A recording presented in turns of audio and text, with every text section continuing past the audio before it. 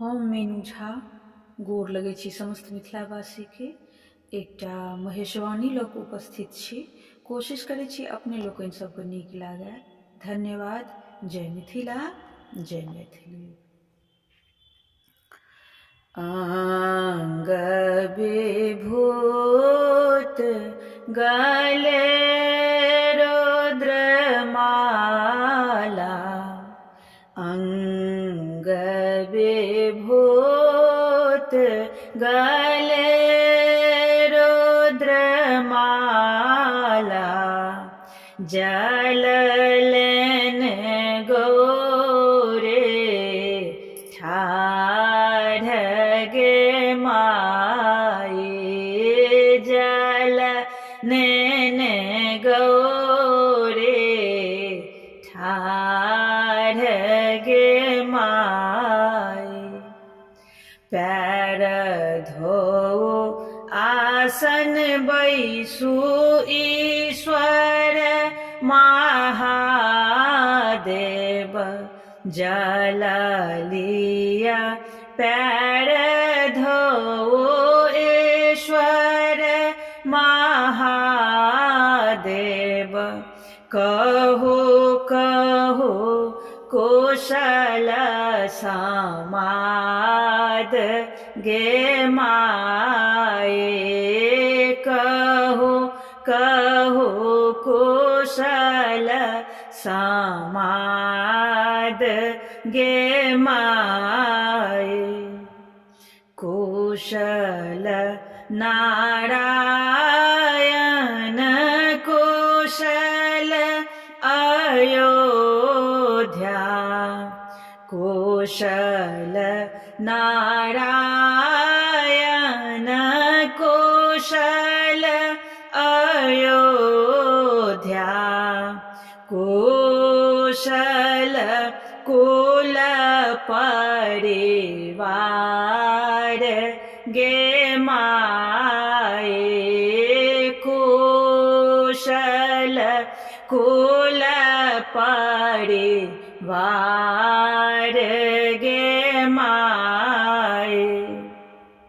एक कुशल गौरे कहलो ने जाए अछि, एक कुशल गौरे कहलो ने जाए अछि।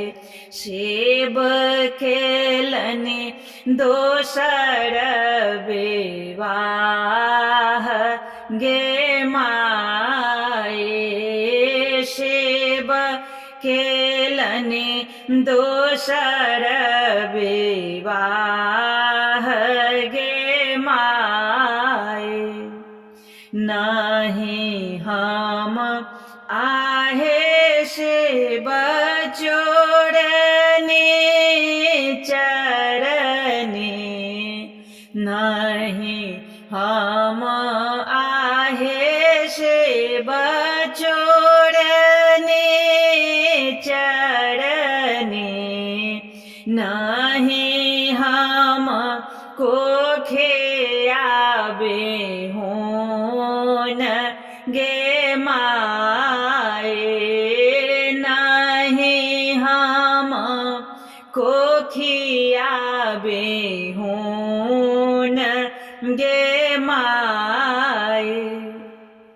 नहीं हम आहे शिव सेवा में चूकला हूँ, नहीं हम आहे शिव सेवा में चूकला हूँ।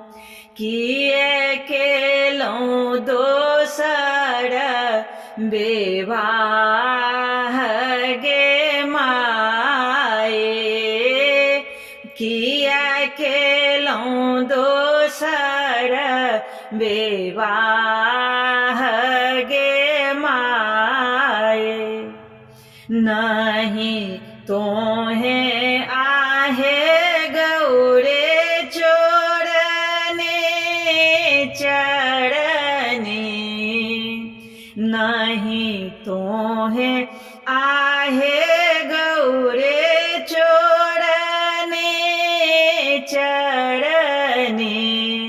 नहीं तो है कोठिया बेहून गे माए, नहीं तो है कोठिया बेहून गे माए, नहीं तो है आहे गौरे से बामे चुकला, नहीं तो है आहे गौरी से बामे चुकला, सौतीन लेखल छल तोहार गे माए,